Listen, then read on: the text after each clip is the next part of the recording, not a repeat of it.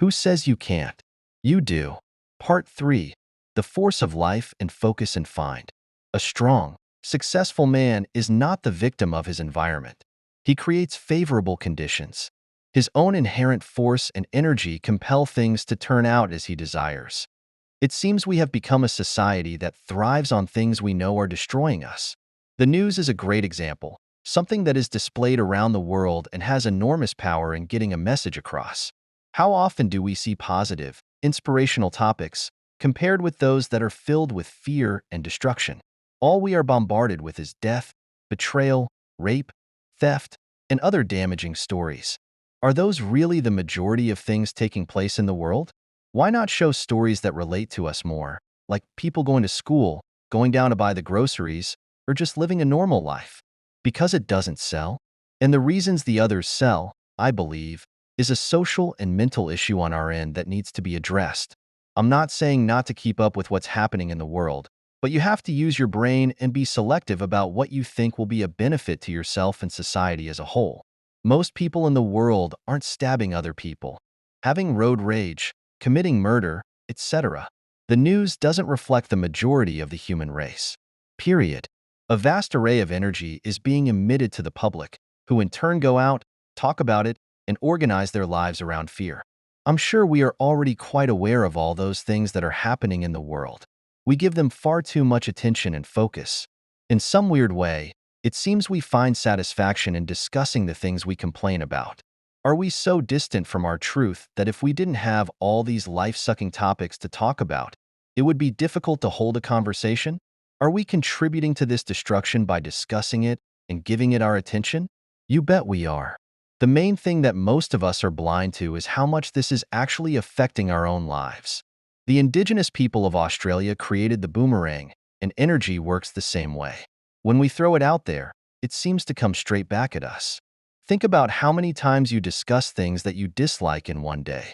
Do you think in order to reverse that dislike it would be intelligent not to soak your whole day in it? I could just picture the different level of consciousness we would achieve if loving and inspiring stories were displayed as much as the current destructive ones. Imagine if every time we turned on the TV or opened a newspaper, we were surrounded by love and things that help us move toward uniting this world. What benefits am I gaining from complaining about this particular event in my life? We complain about our work, our relationships, the world, our finances, and the people around us. There are also those who do nothing but talk about other people's lives. I know because I used to be one of them. They do that to try to place some comfort in their own lives. The things they usually find fault with in others are the same challenges they face. The things they complain about are usually the things they are guilty of themselves. Why? It's easier to blame others than ourselves. We are scared to admit the truth, so we come up with ways of dealing with that fear. It all starts with the person looking straight back at you in the mirror. We must identify and deal with our own challenges, and only then will we realize our ability to create. To create the future we want, we must enjoy the present. To enjoy the present, we must make peace with our past. Everlasting energy, passion is energy. Feel the power that comes from focusing on what excites you. Why do some people always seem to be tired and dragging their way through life, yet others seem to be full of energy? The amount of sleep they get is definitely not the major challenge, as I discovered myself. I have spoken to and modeled some of the most successful people I know, and it seems nearly all of them get less sleep than recommended. Before I really started embracing life, I was getting 10 hours of sleep with a minimum of 8, and I would still be tired. Now I only manage to get about 6, but my energy levels are through the roof. I have realized that when energy is being used for a cause that is meaningful, beneficial, or in service of fulfilling a self-vision, it seems to be never-ending. The greatest energy is created when we set up things to look forward to. That same energy creates more energy. My point is that it's not physical tiredness that makes us need as much rest as we think, but our mental state that needs more stimulation. One of the first things to understand when it comes to energy is that you are the boss of the production line within you.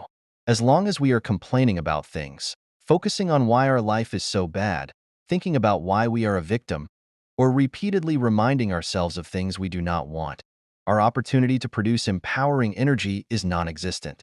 It is, in fact, doing just the opposite. as it does nothing but drain energy straight out of our system. We all know that when we complain about something, our energy level goes down, and that's why complaining feels like crap. One day I decided that I would refuse to complain about anything. Even when people would tell me about their problems, I would never feed them. I would try to help them see another side, and if they didn't want to hear it, I would simply start to discuss a completely different topic. I would even go to the extent of telling them that if they ever wanted to complain about anything and were looking for someone to join the party, then don't bother calling me. If they were really going over the edge, I would tell them to stop feeling sorry for themselves or physically grab them by the shoulders and shake it out of them. It's great to show compassion, and I highly recommend it as one of a person's greatest qualities. But you also need to do what is in your own best interest and the best interest of the one you care about. If you submit and consume yourself with everyone else's petty complaints, you leave yourself vulnerable to producing those same feelings yourself. I'm well aware that we all know someone, or maybe even a lot of people, who do nothing but whine their way through life. They are always feeling sorry for themselves, yet never seem to do anything about it. They try to place all their issues on you. They are subconsciously leaking their own energy and trying to fill themselves up with yours. So there are a few outcomes. Either they just drain their own energy, or you consume yourself with theirs and go straight to their level. Speak with a powerful tone in those situations. Be compassionate, but don't go along for the ride. You will notice after even one day of fending off negative vibes from others, you will feel far more productive toward the life you desire. When we focus on the great things in life, our energy levels are high. Have you ever had 3 parties in one weekend that you want to attend? During that weekend, you will live off 4 hours sleep a night, but still be energetic enough to attend all 3 parties and have a great time. Your energy levels even cause you to stay up until 5 a.m. when you're usually tucked in and sound asleep by 11 p.m. Uplifting energy always creates more great energy. You are able to identify this great energy because it makes you feel good, while negative energy has the opposite effect. To be able to command your own emotions, a must if you want an extraordinary life, you need to imagine a group of security guards waiting at the front of your production factory. Every time you feel someone or something is trying to break into the great energy you are now deliberately creating, overpower it in your mind. It may seem a bit challenging at the beginning for 2 main reasons. First, we are surrounded with so much negativity, and second, we become addicted to complaining. Don't let people infect you with their negativity. You control the situation by displaying how much you love life. Do not let newspapers, TV, family members, friends, work colleagues, or anyone else shift your empowering direction. If you do, you bow down to a life that is less than what you're worth, and you do nothing but manifest poor results. You will have friends and family asking what has gotten into you. Just be honest and feel your truth. I would even go to the extent of telling them that if they ever wanted to complain about anything and were looking for someone to join the party, then don't bother calling me. If they were really going over the edge, I would tell them to stop feeling sorry for themselves or physically grab them by the shoulders and shake it out of them. It's great to show compassion, and I highly recommend it as one of a person's greatest qualities. But you also need to do what is in your own best interest and the best interest of the one you care about. If you submit and consume yourself with everyone else's petty complaints, you leave yourself vulnerable to producing those same feelings yourself. I'm well aware that we all know someone, or maybe even a lot of people, who do nothing but whine their way through life. They are always feeling sorry for themselves, yet never seem to do anything about it. They try to place all their issues on you. They are subconsciously leaking their own energy and trying to fill themselves up with yours. So there are a few outcomes. Either they just drain their own energy, or you consume yourself with theirs and go straight to their level. Speak with a powerful tone in those situations. Be compassionate, but don't go along for the ride. You will notice after even one day of fending off negative vibes from others, you will feel far more productive toward the life you desire. When we focus on the great things in life, our energy levels are high. Have you ever had 3 parties in one weekend that you want to attend? During that weekend, you will live off 4 hours sleep a night, but still be energetic enough to attend all 3 parties and have a great time. Your energy levels even cause you to stay up until 5 a.m. when you're usually tucked in and sound asleep by 11 p.m. Uplifting energy always creates more great energy. You are able to identify this great energy because it makes you feel good, while negative energy has the opposite effect. To be able to command your own emotions, a must if you want an extraordinary life, You need to imagine a group of security guards waiting at the front of your production factory. Every time you feel someone or something is trying to break into the great energy you are now deliberately creating, overpower it in your mind. It may seem a bit challenging at the beginning for two main reasons. First, we are surrounded with so much negativity, and second, we become addicted to complaining. Don't let people infect you with their negativity. You control the situation by displaying how much you love life. Do not let newspapers, TV, family members, friends, work colleagues, or anyone else shift your empowering direction. If you do, you bow down to a life that is less than what you're worth, and you do nothing but manifest poor results. You will have friends and family asking what has gotten into you. Just be honest and feel your truth. Some may not be able to handle it because they don't want to feel insignificant or may feel as if they are losing you. Keep at it, though. You are being much more of a friend by acting this way than by feeding emotions that are destroying their life. As well as that, you are stopping yourself from destroying your own life in the process. The funny thing is that it will eventually rub off on everyone around you, and your behavior will become infectious. People will cling to you and start asking how you do it. I couldn't count how many people gave me a hard time about loving life more. They would say I was being fake, that life can't be that great, and all the rest of it. Their comments proved that they were vastly unaware of their own lives. Funnily enough, they were always the people who were lost and never believed they could do anything great. Knowing the effect they were having on their own lives forced me to be compassionate. Months would pass, and those same individuals would ask for guidance. Did I help them? Of course I did, or else I'd be stooping to their level. Now, we all know that we can't feel great all the time, but by practicing it, at least you will know the feeling you want. That will help you come up with ways of regaining it. It's crucial that you always remain you and express the great person you know you are deep down. By the way, this is a journey, so you are going to make mistakes. The most important thing to remember is that you are always in control of how you feel. Use the gifts you have been given. Think and feel for yourself. Produce that great energy by focusing on the good things in life like your appreciation list, the things you want to achieve, and the beauty that surrounds you.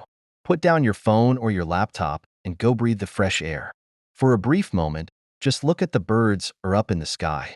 Truly take in and focus on the beauty of this magnificent world we live in.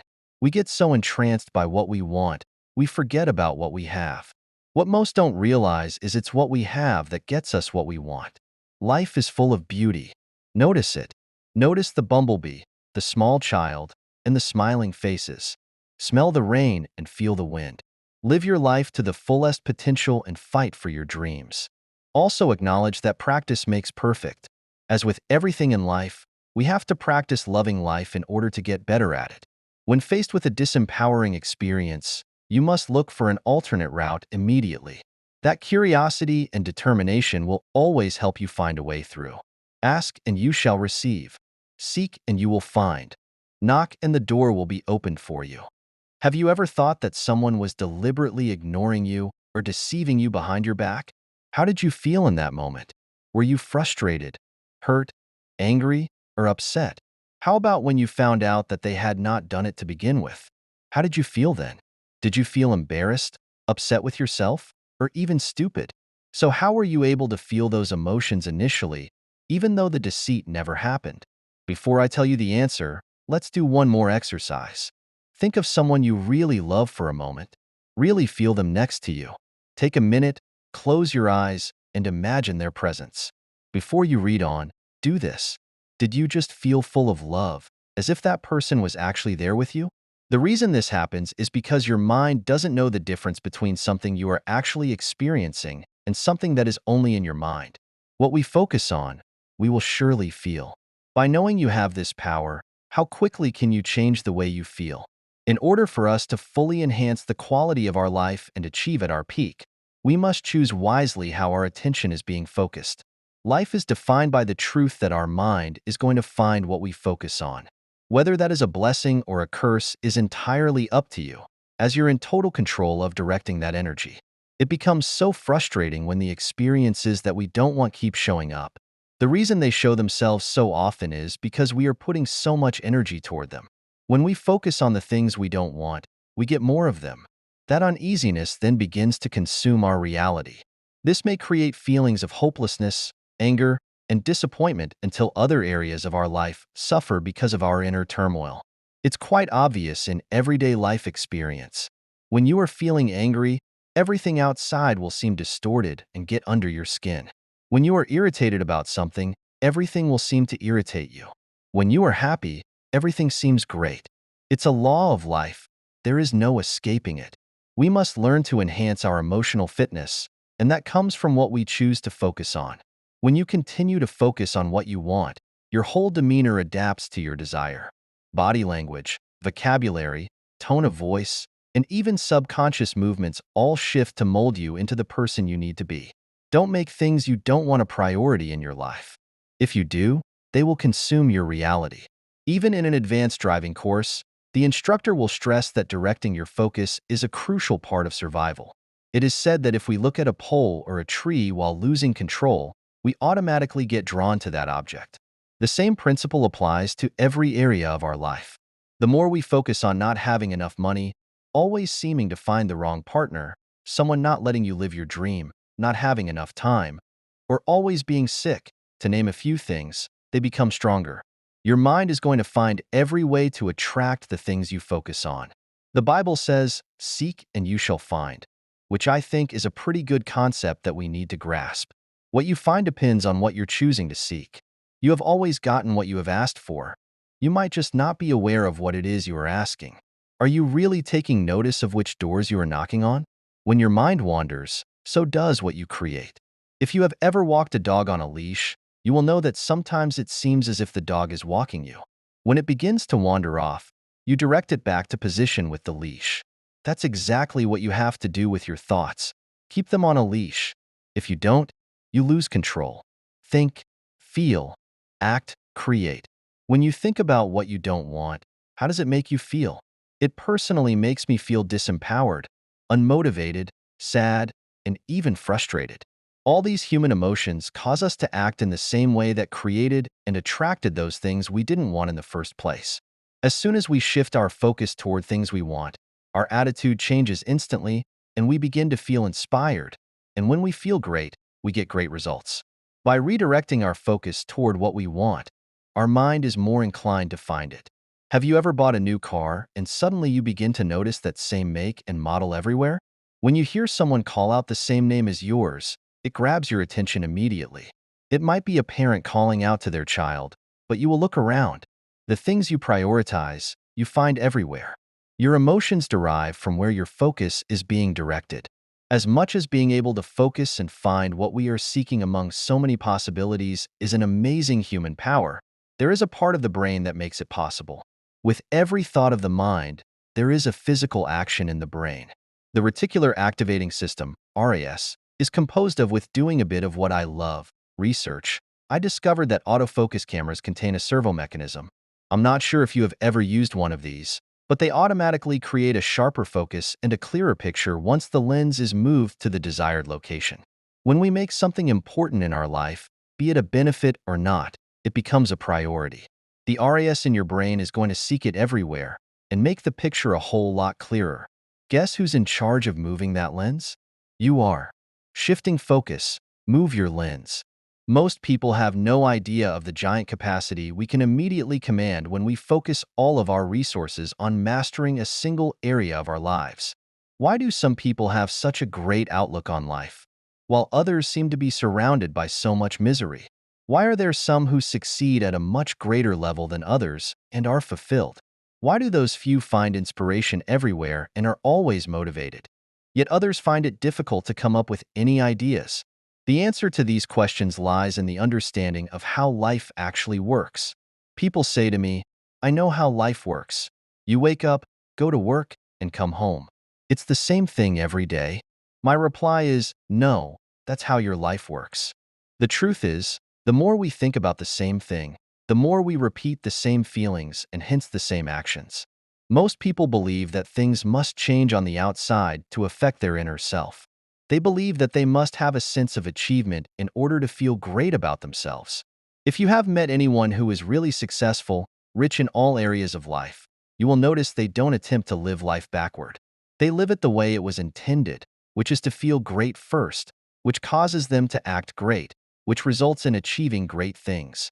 The only way to make yourself feel great first is to be intelligent in the way you command your focus.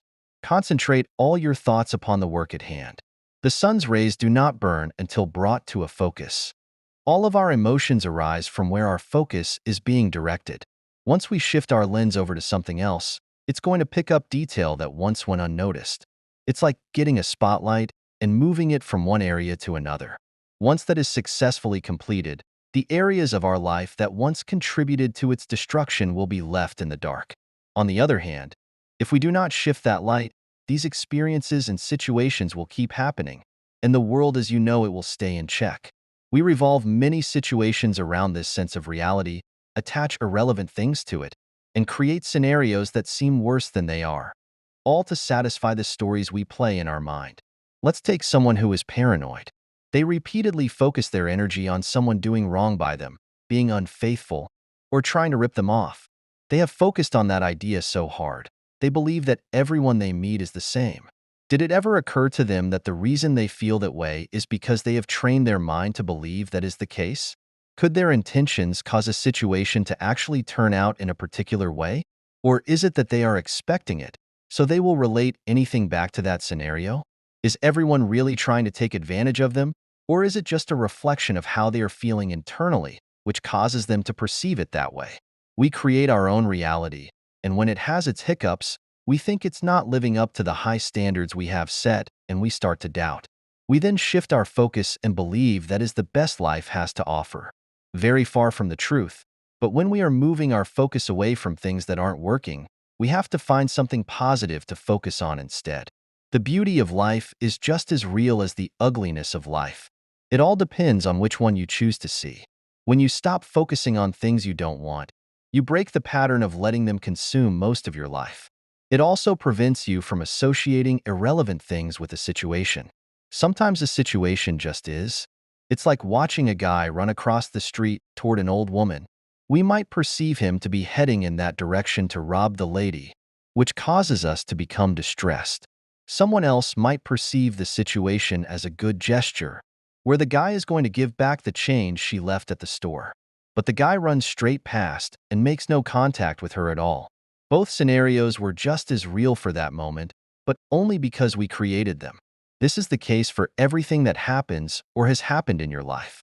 That external stimulus was or is open for whatever you wish to attach to it. Analyze it properly, put things into perspective.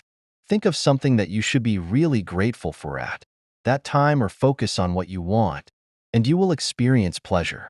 Focus on how the situation could benefit your visions in life rather than distance you from them. What knowledge can you gain to take action and better your life? As long as you look hard enough, benefits can be drawn from any experience. In fact, every situation is open for an alternative view. Things once thought of as bad will become your greatest opportunities for self-growth and allow you to take another step toward a quality life. By practicing this strategy, even just a few times, you will soon discover that the only reason anything ever seems a particular way is due to the thoughts and hence emotions you choose to attach to it. You will relate this exercise to past and new experiences, and that's when you really take massive steps to positively shape your destiny. When feeling down about something, you know it is actually due to your perception. These times call for full focus and not letting your mind wander. We must not settle for how things might seem in an instant, but search deeper, looking for ways to turn it around. Once you have discovered a better way of looking at an experience, even if it's only slightly better, hold on to that new thought and feed it like mad. Once that's accomplished, you have learned how to successfully direct your energy.